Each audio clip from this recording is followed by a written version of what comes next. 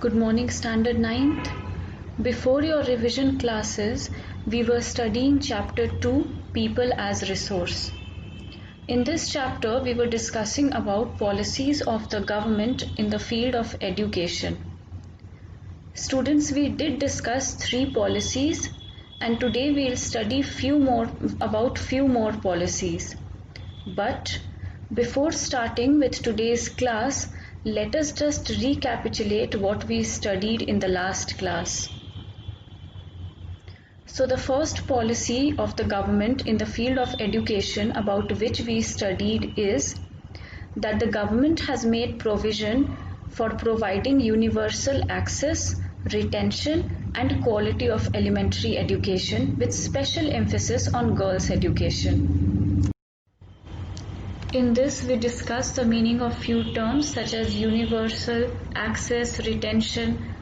So students, universal means relating to all people, that means involving everybody. Access means within reach.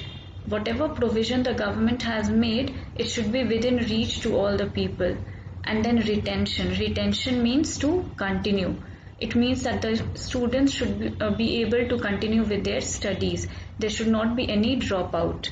And about elementary education students, I told you all that in India, elementary school provide education from standard 1 to 8. So basically this point means that our government has made facilities to provide education to all the children up to standard 8. And students, under this topic, we also studied about Right to Education Act. Next, we studied about Navodaya Vidyalayas.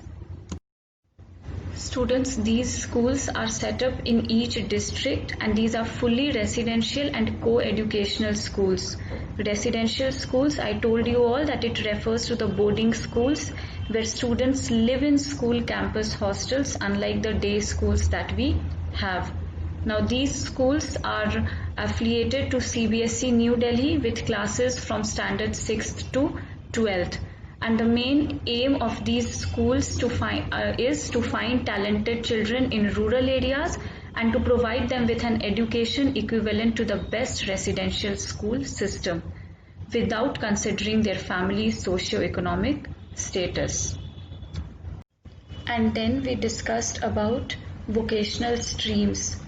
Students, these have been developed to equip high school students with occupational related knowledge and skills.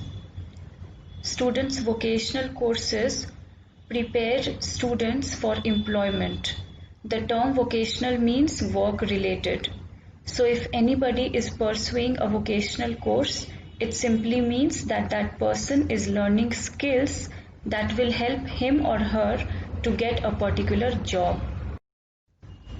Few examples of vocational streams are Hotel Management Study, Bachelors of Education, Bachelors of Technology, etc. So students, till this policy we have already studied. So now let's move ahead.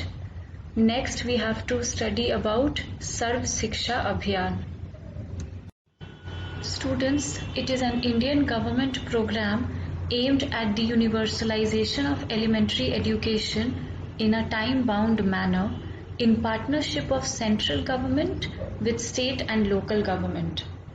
Students, Sarv Shiksha Abhiyan was launched in 2001-2 and here the term in a time-bound manner has been used.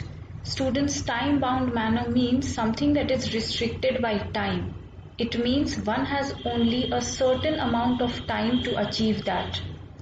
And so, when it is said that Sarv Shiksha Abhiyan aimed at universalization of elementary education in a time-bound manner, it means that it aimed to educate all children between the age group of 6 to 14 by 2010. But it did not happen, and then the time limit was extended to 2020 and now the time limit has been pushed forward indefinitely. The program lays emphasis on bridging all gender and social category gaps at elementary education level in a time-bound manner. Students, from this particular policy, you may get a 3 marks question the question can be that what are the features of Sarv Shiksha Abhiyan? Then you have to write 3 points, 3 marks, that means 3 points. So the 3 features that you will write is, number 1 will be the aim of this Abhiyan, that is it aims at the universalization of elementary education.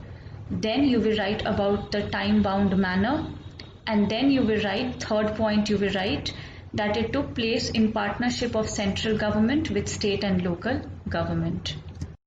Next, we have to study about bridge courses and back to school camps. Students, these have been initiated to increase the enrollment in elementary education. Now let us understand what are bridge courses and back to school camps. So students, bridge courses are preparatory courses.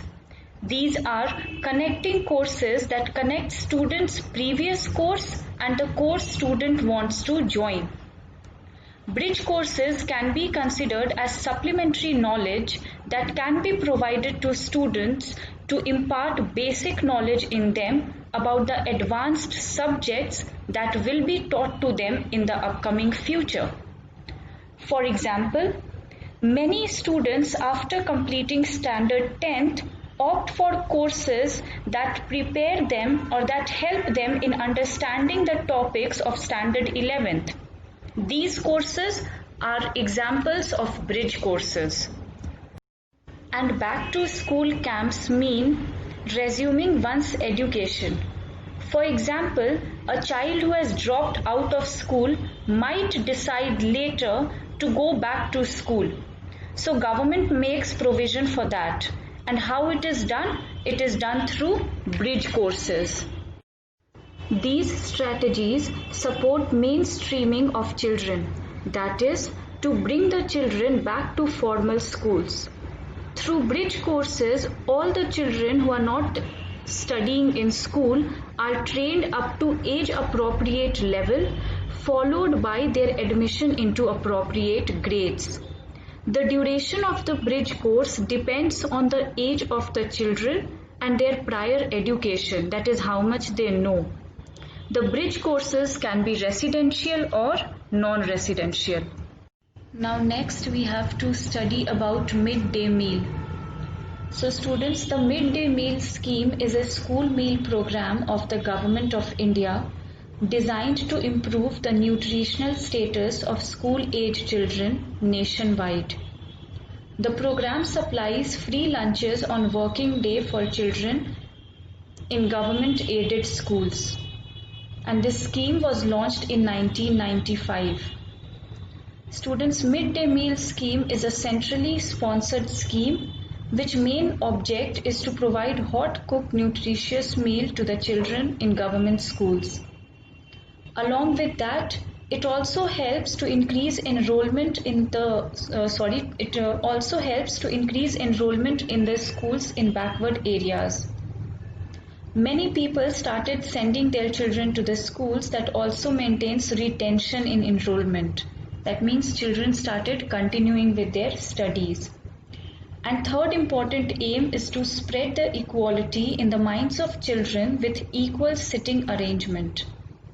This scheme is very helpful fighting the malnutrition in children in backward and poor areas of the country.